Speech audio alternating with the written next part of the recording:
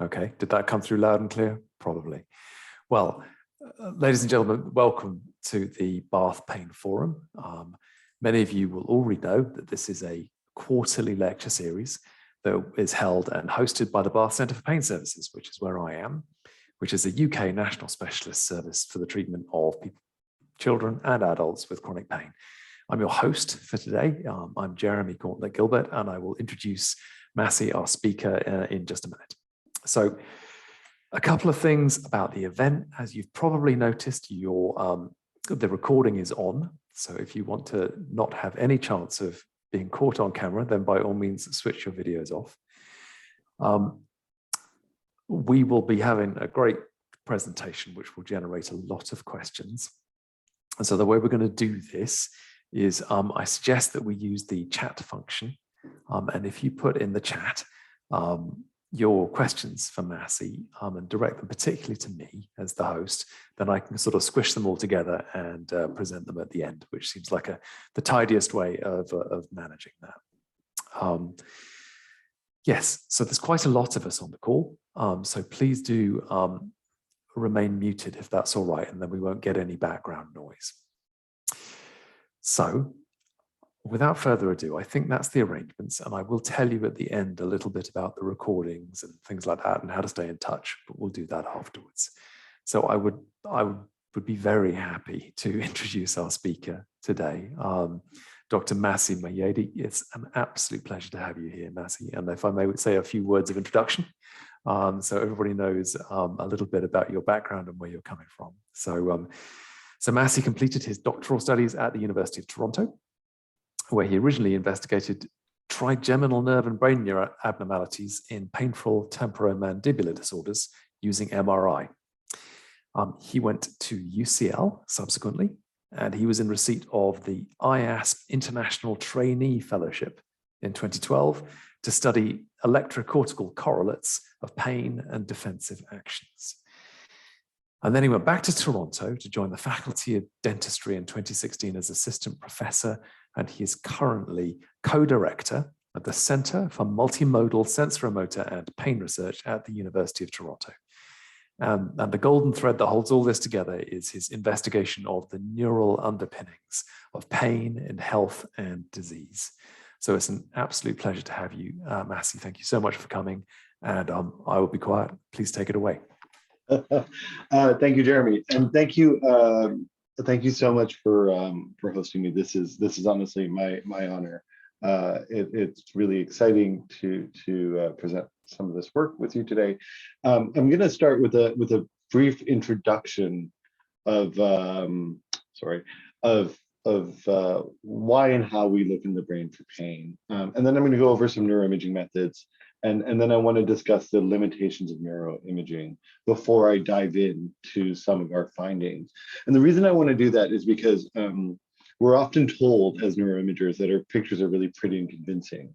But one of the problems with that for us is that those of us who really, really believe in the rigor of the work see a lot of flaws. And we want to make sure that those who aren't experts in the field, in the method, can understand those limitations and really take away what's important and not the rest.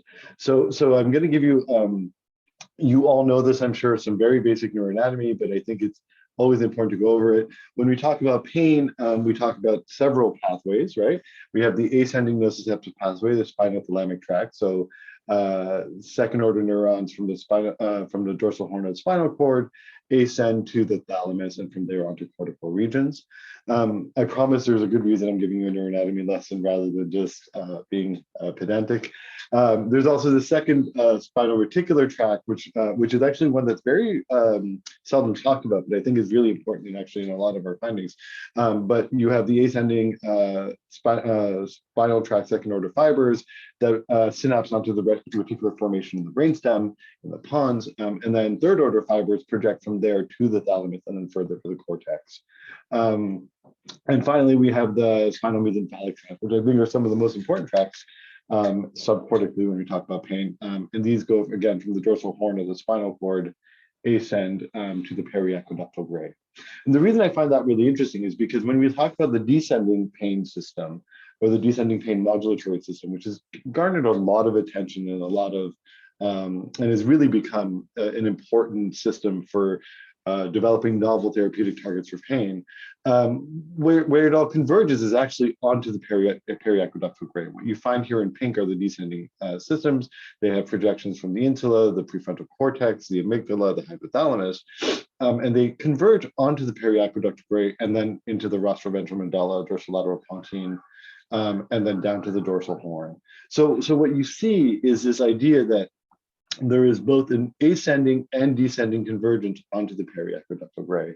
And I would argue that the two key structures that are important in pain, in my opinion, are going to be the thalamus for the ascending system and the periaqueductal gray for the convergence of the ascending and descending systems. So when we talk about brain imaging modalities, this is an old figure from Patricia Churchland that's been updated and reused 1,001 times. We can talk about lesions, which were the first way that we could look at the brain, right? Lesions have existed for a long time. There's Phineas Gage, who had the pole go through his head, and we figured out what the prefrontal cortex does for the first time. But even far before that, Bell and Magendie were making lesions in the spinal cord to identify what the ascending and descending motor sensory tracts were. But they were, lesions are slow acting. They're quick in the short term, but slow acting. And then there's some plasticity now that we know of. So they're not the most reliable method of understanding what's going on in the brain in the long run. The second one is EEG and MEG. What's nice about EEG and MEG is that the temporal resolution is incredibly high. You can measure down to the thousandth of a millisecond. But the spatial resolution is quite poor. So you can't really tell exactly where you're on the brain. MEG's a little bit better. But you really, in my opinion, the beamforming technologies or the technologies that can tell us where things are in the brain are really limited and are very open to manipulation, if you get my drift. So I would caution against over-interpreting those findings. And then you get to PET, which is a wonderful modality. It really allows us to find mechanistic understandings of how the brain functions by looking at different neurotransmitters in the brain. So PET is positron emission tomography. And it really is used to find labeled molecules in the brain, but it requires radionuclides. So it is invasive. So it's not ideal in some patients. I personally can't always justify doing a PET study in a healthy population to understand pain mechanisms because I'm exposing them to radiation, and I don't think that that's appropriate. It's also against the International Consortium of Radiation. And then we have fMRI, and this is our bread and butter, right? This is really where our bread and butter is, and it's got excellent spatial resolution. With 7 Tesla MRI, we even get more beautiful resolution, and we can get down to the hundreds of milliseconds level at this point. We can get about 600-700 milliseconds TRs. But always there's a trade-off between spatial and temporal resolution. So that is something to consider. And then one often overlooked modality, or two modalities, but one section of imaging is structural imaging. And I think structural imaging can give us a lot of information about the brain. It can tell us a lot about plasticity and connections, and tell us a lot about the neural basis of the brain. And it's been quite fruitful in my career. In fairness, my entire PhD was based on structural imaging, and functional imaging is something I really got into in my postdoc and in my faculty position. And then more recently, there have been brain stimulation techniques. So TMS, transcranial stimulation, can be used to stimulate and activate particular motor sections, and you can do motor mapping with them to identify which muscles are there and neuroplasticity in the brain. And TDCS, where you can either upregulate or downregulate certain functions of the brain in order to try to understand mechanistically what's going on. So those are interventional techniques that allow you to understand mechanistic mechanisms of how neural functions work in particular systems. So today I'm going to be focusing on EEG and fMRI. So EEG, for those who aren't familiar, is basically like putting on a swim cap with a lot of electrodes on it.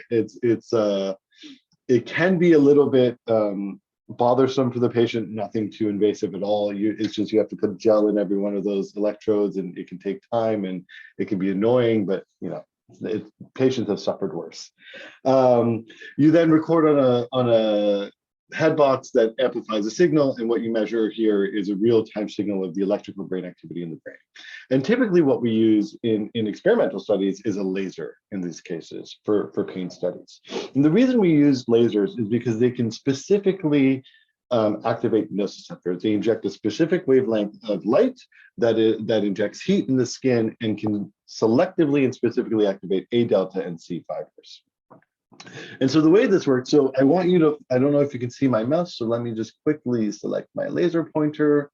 If I can figure this out. You would think after all these years of Zoom, we know what we're doing. So if you look at my laser pointer here, please follow these two dots, okay? So what you see is that you see two dots go up at different levels. The red dot was the A delta fiber, which is much faster. And the yellow dot was the C fiber, which was much slower. So I'm going to run that again. And what I want you to do is divide your attention, which is not the easiest thing, and also look at this graph, because this graph maps what we would see in EEG if I were to do that, if I were to give you a laser stimulus. So I give you a laser stimulus, I activate the A delta fibers first, followed by the C fibers. Well, I activate them simultaneously. A deltas conduct information much faster than C fibers. C fibers reach the brain a little bit slower, and that's why the yellow dot arrives later. So if you look at this graph, the A delta has reached the brain and the C fiber has reached the brain. And these are the canonical maps that you get from laser evoked potentials. And what we call them is the N2, P2. So the N2 is this wave, the negative, and the P2 is this one, the positive. Don't ask me why they're flipped. This is canonical. This is what the first oscilloscopes did, negative up. So that's what we do. But that's what it is. So this is what you see in EEG. What's new about this data, and that's I find quite exciting, is the C fiber evoked potential, which is quite rare to see and very hard to see. In fact, this study had 100 subjects receive 100 stimuli to be able to create this plot, because this is often hidden given how slow the conduction is of the C fibers. So my postdoc supervisor, John Domenico Iannetti, who's now in Rome, but was at UCL, and previously at Oxford with Irene Tracy, developed this paradigm with André Mouveau, who's now at UCL Louvain, which is a triplet paradigm. And the reason he did this was to see if you repeat a stimulus identically 3 times in a row at a 1 hertz frequency, what happens? And what you find is that the pain ratings remain the same, right? So these are 4 different levels of laser energy. And this one elicits consistently a 4 out of 10 or a 40 out of 100, 45 out of 100, 55 out of 100, and 60 out of 100, right? So you have 4 different energies, you repeat them 3 times in a row, you get the same perception. And across the 3, you find that there's this nice linear correlation between stimulus energy and intensity of pain. And that's been well established. I can repeat this over and over and over in the lab. Everyone has a beautiful curve like this. But what happens to the LEP waveform, or what we see in the brain, is you notice that there's this nice, beautiful correlation between the intensity of the stimulus here and the waveform amplitude. But that goes away upon the second and third presentation, right? And this is really important because for the longest time, people were saying that this is a faithful representation of the pain experience. It's a biomarker for pain. We should use a laser evoked potential. But what this shows you is that that's not the case. Is that in fact, this is beautifully true for the first scenario, but this goes away in the second and third repeated stimulus scenario. So the question is, there is clearly something in the brain that is able to tell to determine that these things are the same. So what is that? And when you look at something called the time frequency domain, I've cut out some slides for time, but basically this is just a transformation of the data to look at the frequencies over time, not just the amplitude over time. You find this stimulus here called the gamma band oscillation. And this gamma band oscillation seems exactly the same across all 3 stimuli. Although here you can see the event-related potential, which represents these waveforms, these event-related potentials down here go away over time or reduce in amplitude like the waveform. But these remain nice and robust. And in fact, if you do an ANOVA, you find a main effect of pain intensity. Oh, sorry, I've lost my mouse. You find a main effect of pain intensity, this person, in the gamma band oscillation.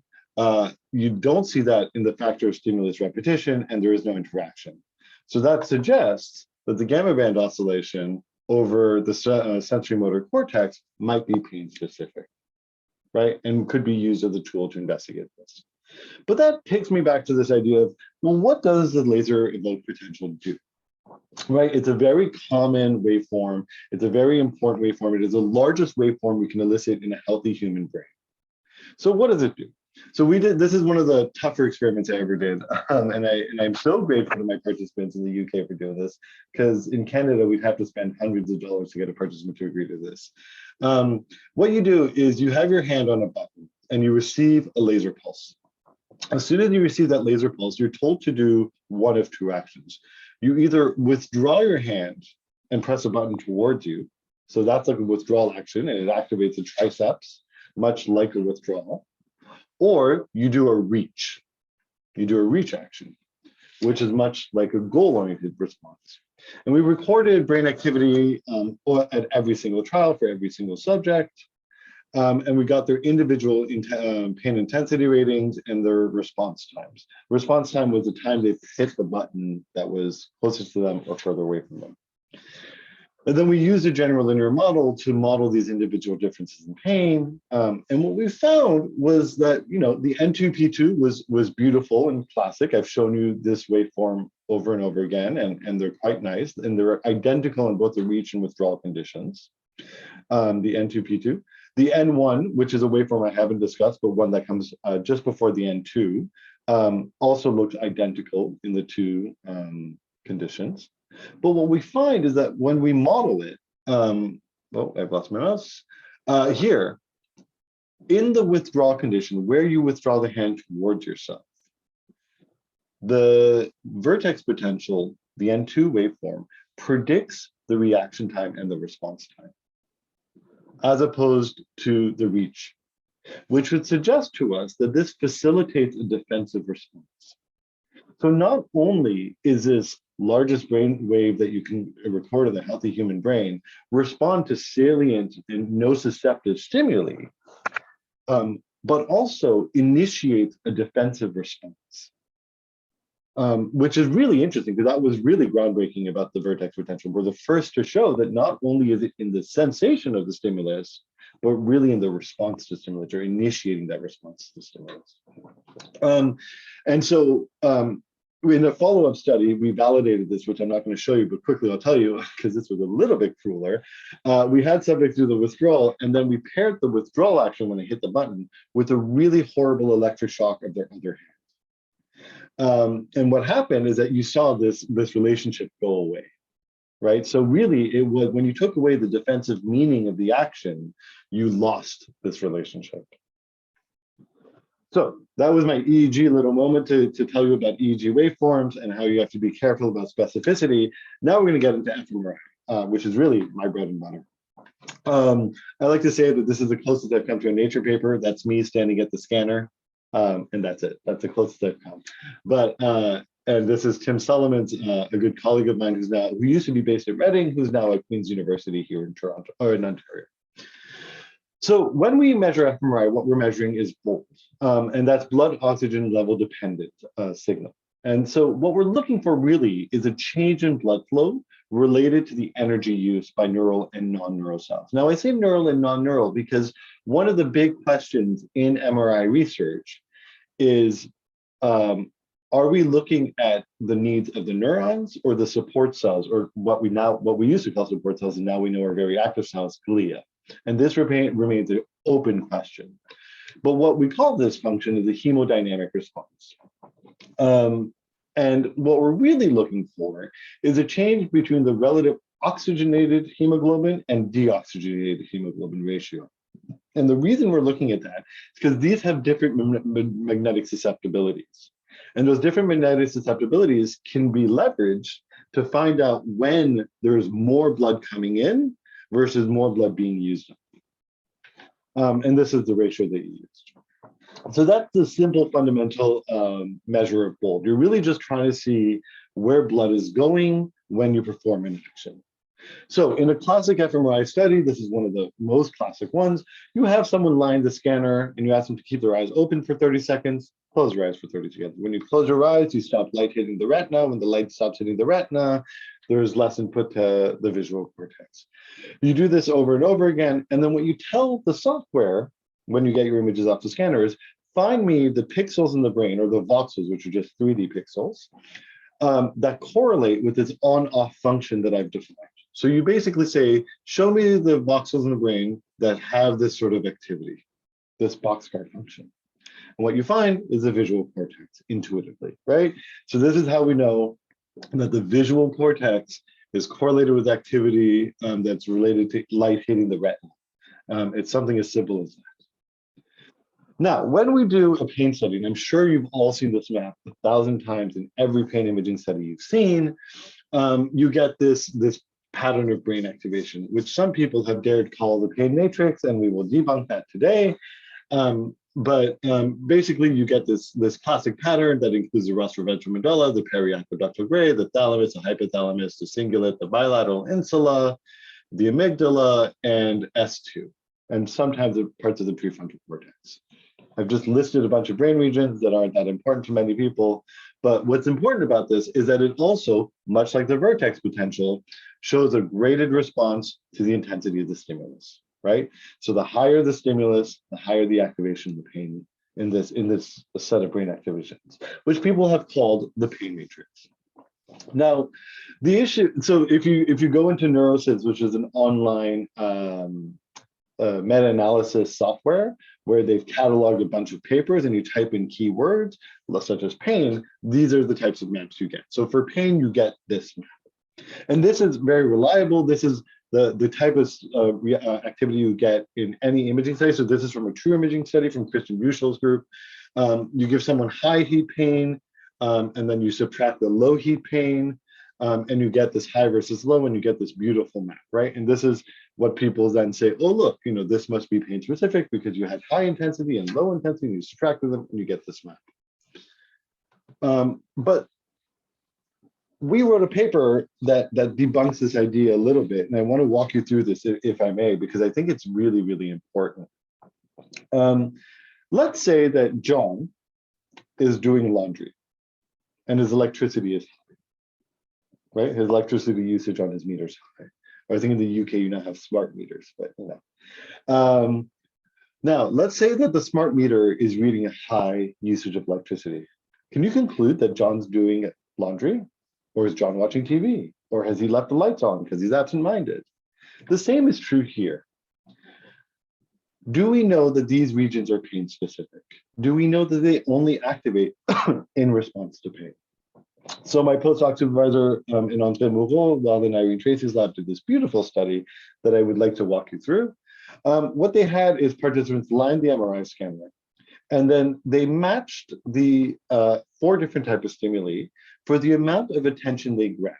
Now, this is a very hard thing to quantify and to really operationalize. But the way they'd done it at the time was really try to convince people, try to train people in understanding the attention grabbing features or attention grabbing ability of stimuli, and then try to match it across stimuli. So they gave people laser stimuli, like I described before, electric stimuli that are short pulses, they're just like zip, but they're matched for the salience of the laser. Bangs, so people had headphones on and you heard a loud bang, and a bright flash. And so they tried to match all of these to the same salience across subjects, and they got trial by trial salience ratings. And then you got these 4 maps in the brain. Now, I challenge anyone in the audience to try to tell me which of these maps belongs to which of those modalities. And for those of you who know your neuroanatomy exceptionally well, you'll know that this is a visual cortex. And so this is probably visual. And for those of you who know your anatomy even better, you'll know that this is Heschel's gyrus, roughly around here. So this has to be auditory. What about these 2? Which is which? Which one's pain and which one's touch or electric? non-painful electric. The reality is they're indistinguishable based on statistics and based on these activation maps. So when we do a difference map between these two, there are no differences. And when we do a conjunction map, which means what's common to the two, we get that standard pain map. So what does that tell us? It tells us that what we thought was a pain-specific brain activation activates to non-painful electric stimuli. How do we reconcile that? Well, it's probably not pain-specific. Let me drive this point home with one last paper that I think really, really like puts a nail in the coffin and is actually one of the nicest papers I've ever seen. So again, they used control subjects who received heat pain and then used that neurosynth map that I've shown you, compared to patients who had a NAV 1.8, so a sodium channel micro deletion, a NAV 1.8 mutation. So this is a set of unique participants who have partial congenital analgesia. And when we gave them painful stimuli in the scanner, or when Tim Solomons gave them painful stimuli in the scanner, I was just there for the ride and to observe, you see the same activation in yellow. You see the same regions light up. These people don't feel pain, but somehow you got activation in all these same brain regions. Oh, sorry. And so this is just a graph to show you that activation. So I think this is really interesting. It's a very unique population. So it's really a sample size of 2 versus a sample size of 3. But it really is such a unique population. And the fact that they light up the exact same brain regions as individuals who feel pain is really interesting. Now, I'll tell you a little dirty secret about this study, which I think is important. These people are partially congenitally analgesic to pain, and everyone in this call, I imagine, knows the importance of pain as a survival tool, right? You wouldn't be able to live a life if you didn't have pain to protect you. These individuals had developed strategies to detect threats to their body. And I can tell you that because when we were testing one of the subjects, they turned around and said, "We need to stop. I know that when my hand feels this way, I need to stop to protect it." So there is a threat detection system independent of pain that activates these brain regions. But that's as far as I can conclude tonight. And again, anecdotal, qualitative evidence, but I think it's really important evidence that really colors the findings. And then so there's a conjunction of the patient and controls, and you see that that's a classic map you see. So why do I bring this in? Well, this is why. Here was a study by Eisenberger, who said that participants who played a game called Cyberball in the MRI, where they felt rejected, socially rejected, activated the same brain regions as people who felt physical pain. So they must feel pain, saying that social rejection and pain are the same. Now, this is a fallacy because that goes on the idea that if they activate the same regions, they must be in pain. These people are not reporting pain. They're not, which is, as we all know on this call, the gold standard for pain. For the definition of pain, you have to self-report. If they're not reporting pain, you cannot say someone's in pain. Why do an MRI study to figure this out? What this suggests, but the reason that this was dangerous is because they said, oh, and this was at the time before the opiate crisis, but they said maybe we should use opiates or painkillers to treat people who feel socially rejected, who are sad, who are depressed. And that's where these problems come from. This is why it's so important to understand the limitations of imaging and what you're interpreting so that you don't come up with really dangerous, fallacious evidence like this. So the problem that we face, though, is that we know that acute and chronic pain acute pain versus touch are perceptually different. They feel different. You know that. And somehow in the brain, that needs to be coded, but we don't know what that is. We know that both somatosensory and nociceptive signal converge on some of the same supraspinal structures, right? They end up in the thalamus, they end up in S1, S2, sometimes in the insula. So maybe that's the problem, is that the spatial resolution of fMRI is just not high enough to identify these differences. Or maybe we're looking at bimodal or supermodal cells that receive input from these two modalities, and we just don't know how to tell them apart. So the question becomes, how do we distinguish touch from pain? So this is again from our TICS article, or Trends in Cognitive Science article, that I think is really important. And it says, look, in a standard univariate analysis, you're not going to be able to tell these things apart. I've shown you that. But it's possible that maybe, like, for example, in the insula, the patterns of activations of the voxels, the 3D pixels in the brain, the patterns of activations might be able to detect differences between these modalities. Because what we do in a standard fMRI analysis is that we would blur the activity across a bunch of voxels and look at the average activity. But maybe we shouldn't do that. Maybe we should look at each voxel and look for micro patterns or fine-grained patterns, as we put it. And Tor Wager did this beautifully in a very, very important New England Journal of Medicine study, where he basically looked at the fine-grained pattern of activities and detected a pattern across the whole brain that could tell apart pain from social rejection, from sadness, from all sorts of different things that were always tied to pain. So that I thought was really interesting. In fact, his student Ethan Cross had done a study that, looking at your romantic partner, activated S2 and the insula, so it must of an ex romantic partner. That's a key word. So these people were lying in the scanner looking at pictures of their recent exes, heartbroken, and they felt very sad, and it activated that pain network in the brain. And so this was the first study where he refuted his own findings, saying, like, no, they're not the same, but we need better statistical techniques to be able to tell them apart. And this is where he did that work. My former colleague, Meng Liang, who was at UCL and now is in China, did a similar study, took that data that I showed you earlier with the four modalities, and found that, in S1, those micro patterns can tell apart pain versus touch. So this approach does work. Surprisingly, however, so can activity in the auditory cortex and the visual cortex.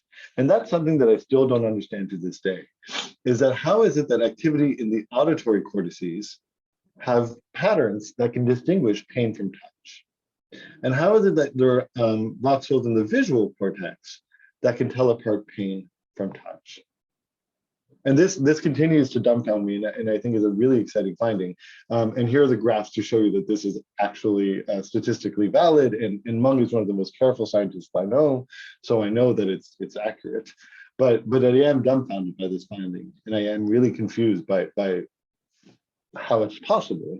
And I think that tells us a lot about redundancy in the brain and circuits that are maybe outside the traditional areas. I assume this means that there is a lot more encoding in the brain than we think there is. So all that to lay the groundwork for what I want to talk to you now, individual differences in pain. So one of the other techniques I think is important is functional connectivity. And functional connectivity is quite simple. Let's say you have these four brain regions. They each have their intrinsic activity, right? So either evoked by a stimulus or at rest, the brain is very active. And when the brain is very active, it has intrinsic activity. And what we do is we can look at the activity between brain regions and to see whether or not they're correlated. And if they are indeed correlated, we would say that they are functionally connected. Sometimes, though, that correlation is out of phase. So what we see is an anti-correlation. And so we would say that these are functionally anti-correlated. And then sometimes you just have two brain regions that aren't talking to each other, and these are just not functionally connected. And that's the example I'm trying to show here. It's very hard to draw wavelengths that aren't correlated in Excel or in PowerPoint. So forgive me if that looks correlated. It's not meant to be. But we do know that resting state functional connectivity can predict individual pain sensitivity. So this was a very clever study by Spisak and colleagues, where they looked at brain networks and basically did a machine learning approach and did a QST on the participants. For those of you who don't know what QST is, it's quantitative sensory testing. It's a battery of validated tests from the German Pain Research Network. And what they did is they took the innocuous stimuli and the noxious stimuli and created composite scores using a principal components analysis. All that means is that they took the scores and looked for a summary variable for pain and not pain. And what they found was that these brain networks together, this brain activity at rest, could predict your sensitivity to pain on that weighted score based on an algorithm that they trained.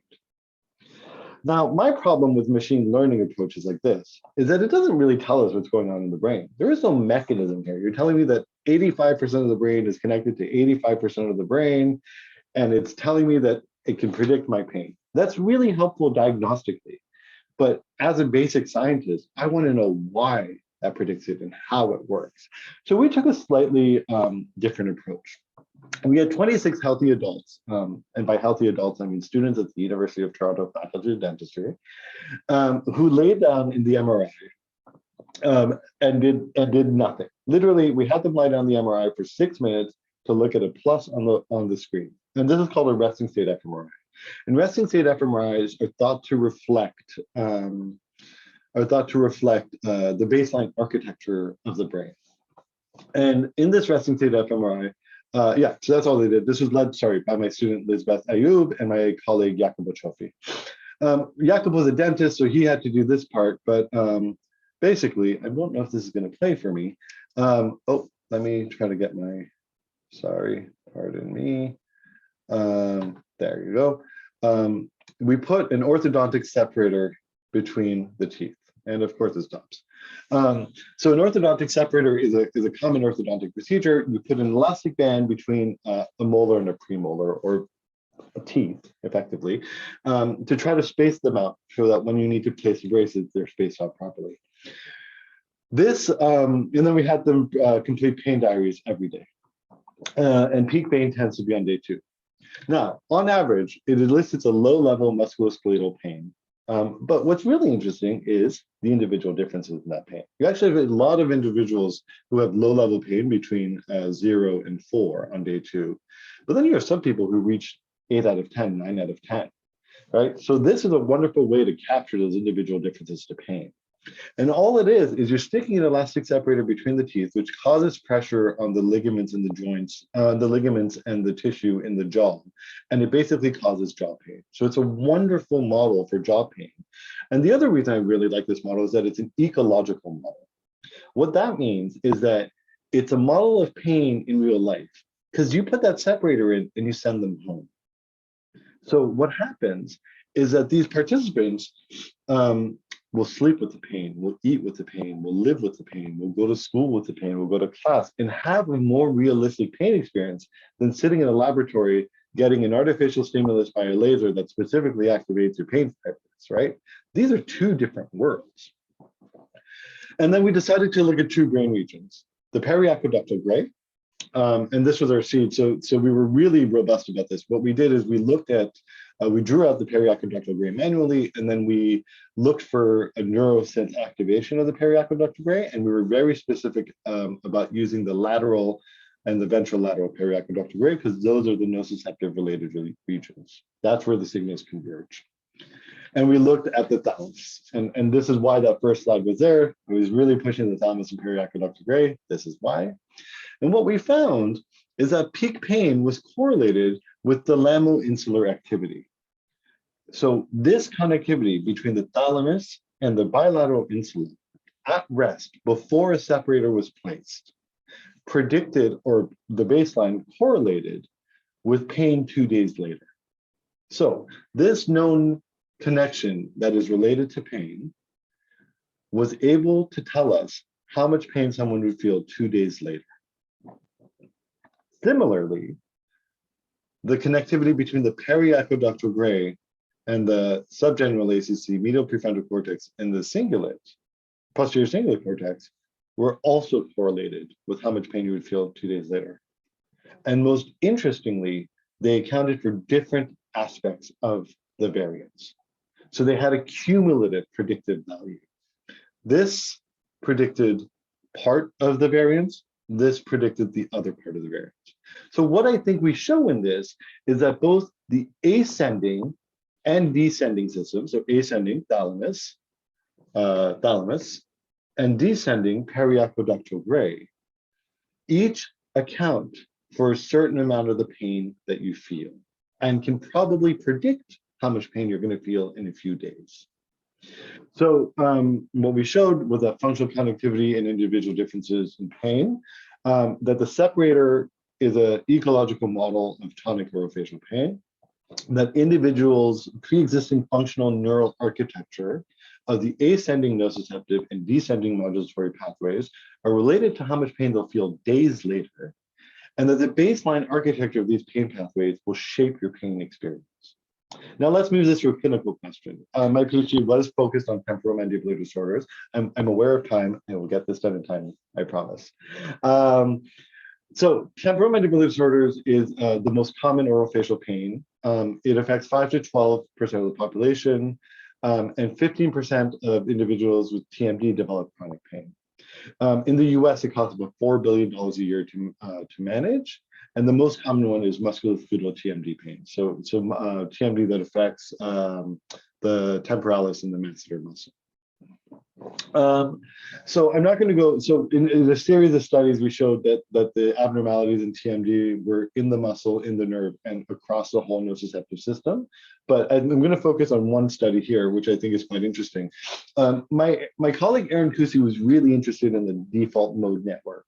And the default mode network is supposed to be an intrinsic brain network, so one of those resting state networks that's active, that is very involved in self-referential thought, right? So thinking about yourself.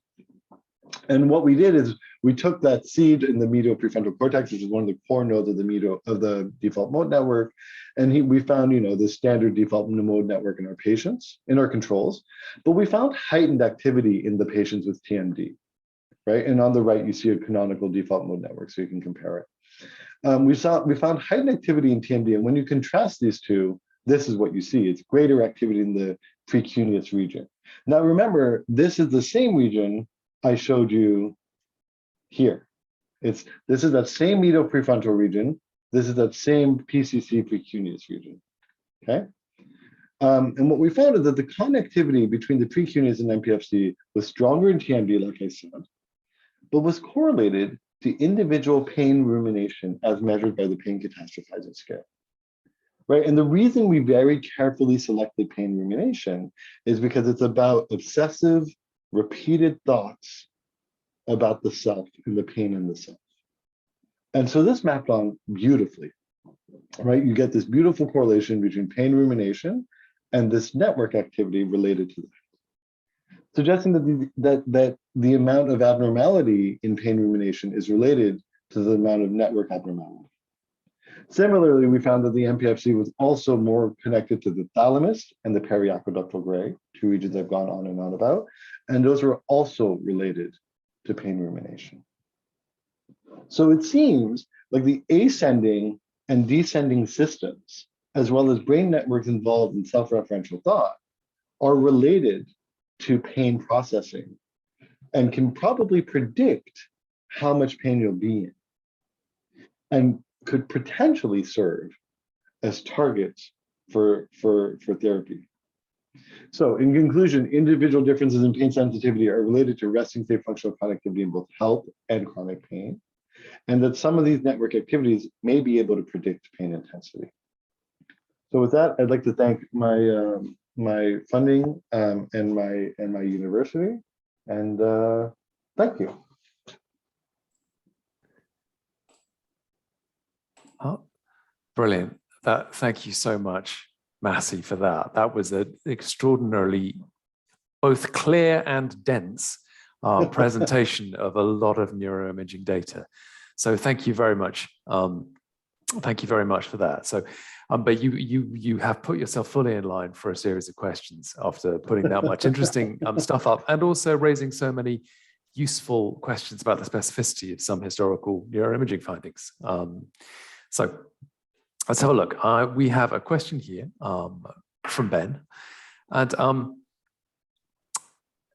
I think what he's trying to raise is you've raised questions about some of the neuroimaging literature, and historically, certainly on my side of things, the social sciences, we do see a lot of lack of reproducibility.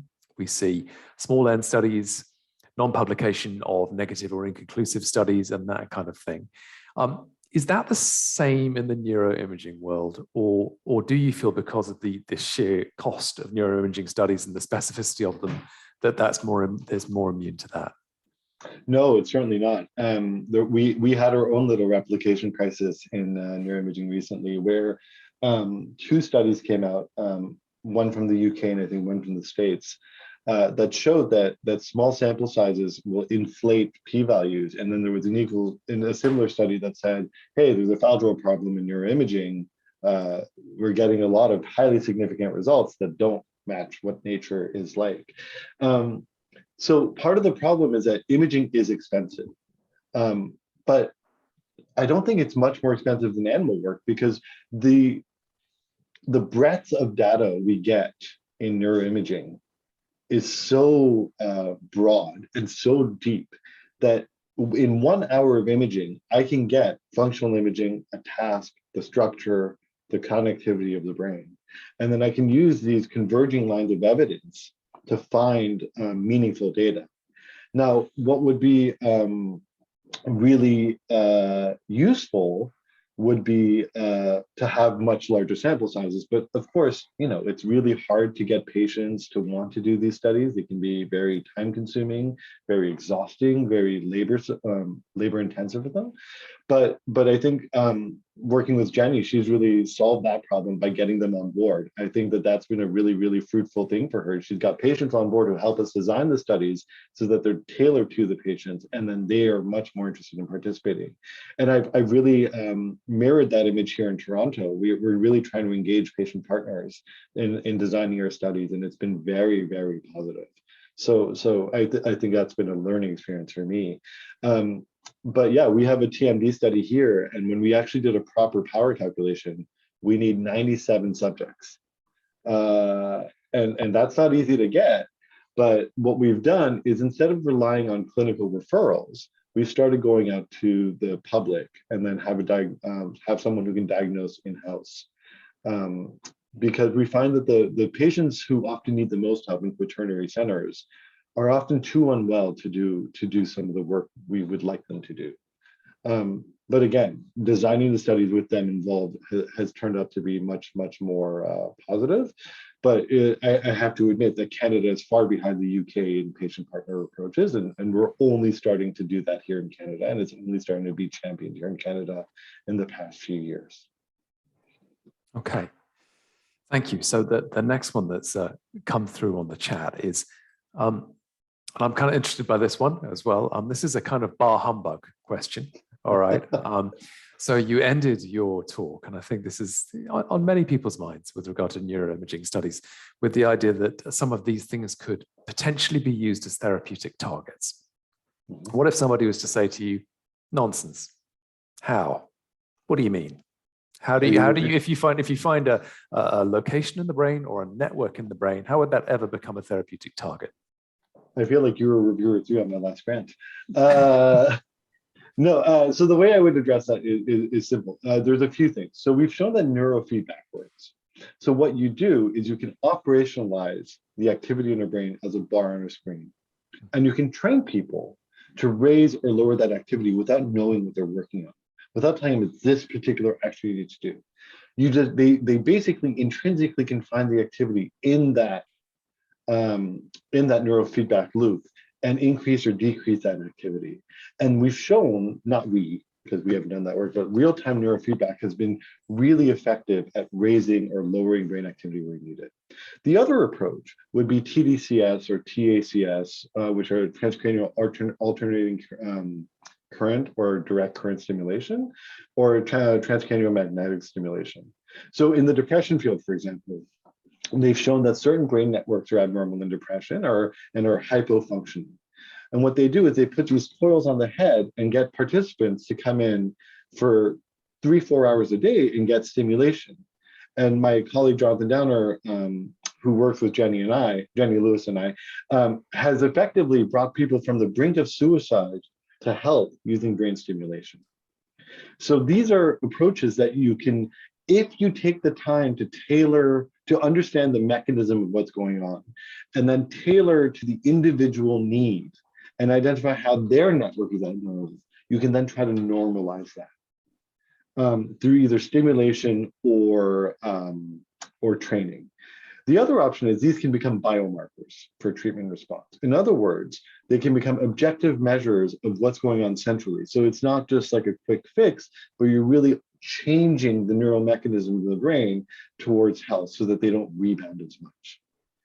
And then if you talk to a neurosurgeon, you'll just stick an electrode in there and stimulate it. But that's not what I do. Yeah, awesome.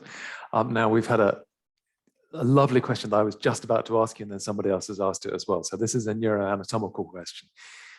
It's about looking at this kind of, voxel decoupling within particular regions, and how you looked at such, exquisite detail of the periaqueductal gray and particular sections of the periaqueductal gray, and then you looked at the thalamus. Yeah. So thalamus being, even in my naive understanding, having a lot of nuclei and things like that. Tell us a little bit about that when it's got so much going on and is such a densely connected region. So the reason we looked at the thalamus is because about half of the thalamus receives spinothalamic input. And one of the dirty secrets, so this is one of the things that we don't learn in the textbooks, which drives me a little bit crazy, is if you actually go back to the original tracing studies and the electrophysiology studies, which I geeked out in my thesis, most of the spinothalamic tract actually goes to the ventroposterior inferior thalamus and the infrathalamus. They don't actually project to the thalamus itself. There's actually more connections around the thalamus and to the subthalamic nucleus than the actual thalamus itself. So the reason we use a larger thalamus is because we knew that we could capture the activity related to the thalamus of the regions that we want, and that by correlating it with the behavior we want, we can refine that search to the brain regions involved. Now, you're right, it is a broad approach, it is a dirty approach, but the fact that it was able to predict pain 2 days later, I found quite promising. Okay. Ideally with 7 Tesla MRI, we'll be able to find the voxel. So 7 Tesla, 9.4 Tesla MRI, much higher field strength, which have much higher resolution. So far, the resolution is better in the cortex and the subcortical regions. But if we can really, really improve that, then we can start actually looking at the voxels that matter, or even the subvoxels that matter, and then go from there. But at the moment, I think the reality is, and one of the dirty little secrets of neuroscience, I think, is that the textbooks vastly oversimplify the neuroanatomy.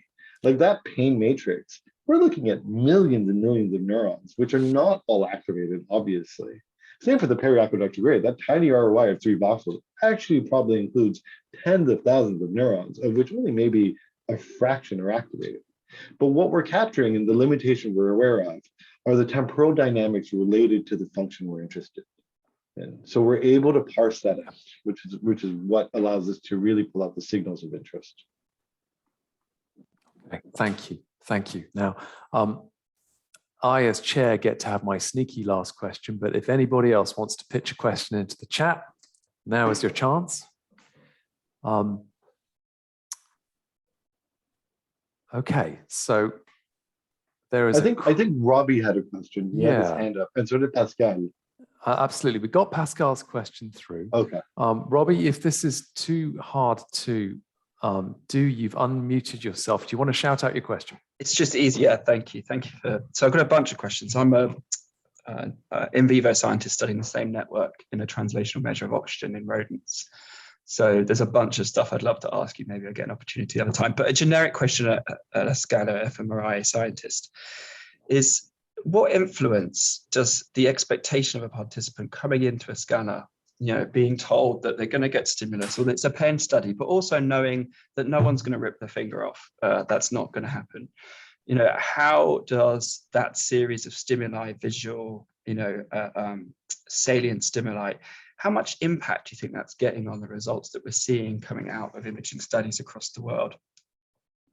So, in theory, I agree with you entirely. I think there's a huge expectation effect, and there's wonderful studies about expectations and the effect of expectations on on pain imaging. And Lauren Atlas has done a wonderful job. Tor Wigger's done, Luana Koloka's done a wonderful job at really parsing out those contributions of expectations to pain.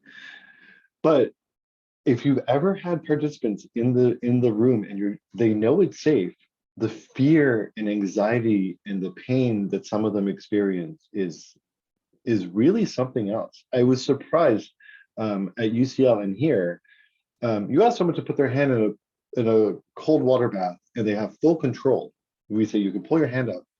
The sheer physiological responses we get and the pain that they get, and some of them actually fear that they're going to get injured, even though it explicitly says in the consent form, it overrides it in some cases. And I think that's where we get a lot of the individual differences. They're definitely shaped by expectation, but I have to tell you that if you then introduce a loud noise or a non-noxious stimuli, this is this weird situation where you're prepped to receive something that's going to be salient and aversive in this sort of packaged in this container of, but you're in part of a scientific study and there's a man or a woman in a white coat telling me it's going to be okay inside a scala that is, pretty unsettling. And it's that combination that I wonder, are we producing, I'm sure there is some core network response that's useful here, but is there something artificial here about this setting? Of course, it's completely controlled. I don't disagree with that. I think what's interesting about it is that it comes down to getting good control stimuli that can capture those things. And that's something my lab's been working on a lot over the past 5 years. I didn't show much of our new data because it's not yet published, and I really want to get it right before I advertise it. But we are really working on getting physiologically valid match stimuli that are tonic and non-painful, but equally salient, equally distressing, equally unpleasant, and comparing those to pain. And that's where we are now. We have some really exciting data that we'll be showing at ISP this year if you attend.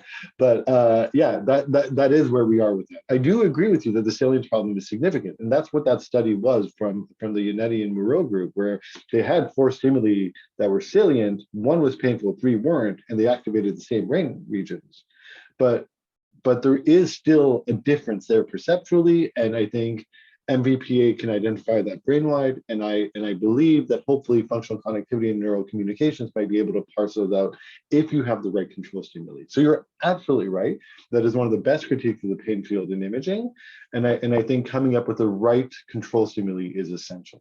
Just to say it's no better than rodent world, because I've got the opposite problem, is that my subjects are absolutely terrified of me. I'm trying to study pain in amongst a fear network. And so, I've got this second problem of I'd love to tell them to calm down, it's going to be okay, but they just attack me, so they can't. I wish you knew that the undergrads are quite the same. Well, as we compare undergraduates and lab animals, we will probably draw that to a close, I think. That was a joke. That was absolutely a joke. So look, we've had our hour, and that was terrific and really stimulating. So Massieh, thank you so much. No, absolutely my pleasure. It's been an absolute pleasure. So for everybody else, just to let you know what will happen after this is all of the people who are signed up to this, you'll all get an email via Eventbrite, which will have a link to a kind of private link to the YouTube video of this, which won't be public. So if anybody missed it or whatever else, for the next month, you'll be able to catch up on the recording of this, and then we'll take it off. And it'll also have the contacts of the education team here. There were a handful of questions about how to stay in contact with us, and also about some psychometrics, I think, as well, which probably we can answer here too.